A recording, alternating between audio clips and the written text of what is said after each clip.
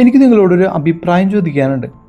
കഴിഞ്ഞ ആഴ്ചയിൽ സാമൂഹിക മാധ്യമങ്ങളിലും വാർത്താ മാധ്യമങ്ങളിലും നിറഞ്ഞു നിന്നൊരു വാർത്തയാണ് ഹാരിഷ് റാണയ്ക്ക് ദയാവധം നൽകിയെന്നുള്ള വാർത്ത. ഇന്ത്യയിൽ ആദ്യമായിട്ടാണ് ദയാവധം നടപ്പിലാക്കുന്നത്. 2013 കേസിന് ആസ്പദമായിട്ടുള്ള സംഭവം ഉണ്ടാകുന്ന ഈ യുവാവ് 4 നില കെട്ടിടത്തിന് മുകളിൽ നിന്ന് വീഴുകയും തലച്ചോറിന് കാര്യമായിട്ടുള്ള പരിക്കേറ്റ് കിടപ്പിലാവുകയും ചെയ്തു.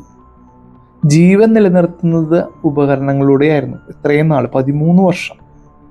അങ്ങനെ അദ്ദേഹത്തിൻ്റെ മാതാപിതാക്കൾ സുപ്രീം കോടതിയിൽ ചെന്ന് തൻ്റെ മകന് ദയാവധം നൽകണം എന്നുള്ള ഹർജി നൽകുകയാണ് ഉണ്ടായത്. സുപ്രീം കോടതി അത് പഠിച്ച് ശരിവെച്ച് ഇന്ന് ദയാവധം നടപ്പിലാക്കി കഴിഞ്ഞു. യൂറോപ്പിലൊക്കെ ഈ സിസ്റ്റം നിലനിൽക്കുന്നുണ്ട്.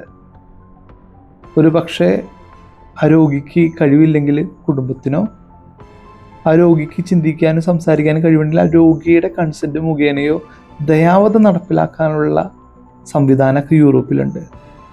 പക്ഷെ ഭാരതത്തിൻ്റെ സ്ഥിതി അങ്ങനെ ആയിരുന്നില്ല. പക്ഷെ ഇന്ന് ഈ കാലഘട്ടത്തിൽ ഇപ്പം ദയാവധം നൽകിക്കൊണ്ടുള്ള ഈ ഒരു സംഭവം, അതിനോടുള്ള നിങ്ങളുടെ അഭിപ്രായം എന്താണ്? നിങ്ങൾ അനുകൂലിക്കുന്നുണ്ടോ?